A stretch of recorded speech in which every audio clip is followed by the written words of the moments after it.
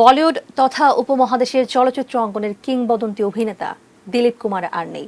শ্বাসকষ্টের জটিলতা নিয়ে মুম্বাইয়ের হিন্দুজা হাসপাতালে চিকিৎসাধীন ছিলেন তিনি। তার বয়স ছিল ৯৮ বছর। আজ মুম্বাইয়ে জানাজা শেষে জুহুতে দাফন করা হবে তাকে। বিস্তারিত নিশীথ সূর্যের প্রতিবেদনে।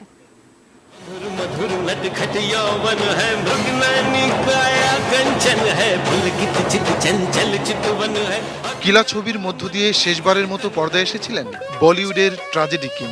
জন্মসূত্রে যার নাম মোহাম্মদ ইউসুফ খান, जिन्हें हम प्यार से दिलीप कुमार कहते हैं। জন্ম ১৯২২ সালে পাকিস্তানের পেশোয়ারে। ৩০-এর দশকে ফল ব্যবসায়ী বাবা মুম্বাইয়ে আবাস গড়েন। বাবার সঙ্গে অভিমান করে মাত্র ৪০ রুপি নিয়ে পুনে শহরে পাড়ি জমান ইউসুফ। অভিমান ভাঙলে মুম্বাই ফিরে একদিন বম্বে টকিজে পা রাখেন। প্রথম দর্শনেই নজর কাড়েন এই সুদর্শন পাঠান যুবক। সেদিনই তাকে সেলুলয়েড নাম দেয়া হয় দিলীপ কুমার।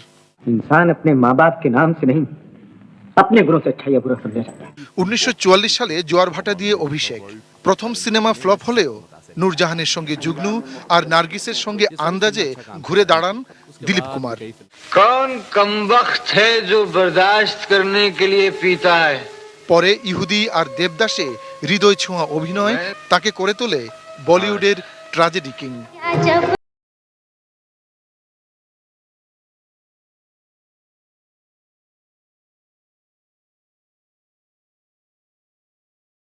সাল ঐতিহাসিক মোগলে আজম সিনেমার শাহজাদা সেলিম, দিলীপ কুমার আর আনারকলি মধুবালার প্রেম কাহিনী পর্দাকে ছাপিয়ে গিয়েছিল। যদিও মধুবালাকে না পেয়ে চিরকুমারী থাকতে চেয়েছিলেন দিলীপ কুমার। তবে ২২ বছরের তরুণী সায়রা বানুর প্রেম ৪৪ বছরের দিলীপ কুমারকে একা থাকতে দেয়নি।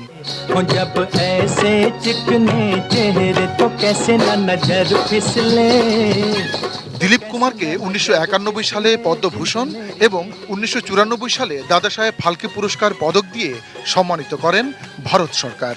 अंधेरे और दुख से भरी हुई इस दुनिया में मंजू দিলীপ কুমারের নায়কোচিত পর্দা উপস্থিতি, সংলাপ প্রক্ষেপণ তাকে ভারতীয় সিনেমার ইতিহাসে মেগাস্টারের উপরে স্থান করে দেয়। তাই তার বিদায় শুধু একজন নায়কের বিদায় নয়, হিন্দি সিনেমার এক স্বর্ণযুগের বিদায়। जिंदगी रही तो फिर दर्शन करूंगा। নিশীথ সূর্য, ডেস্ক রিপোর্ট, ATN নিউজ।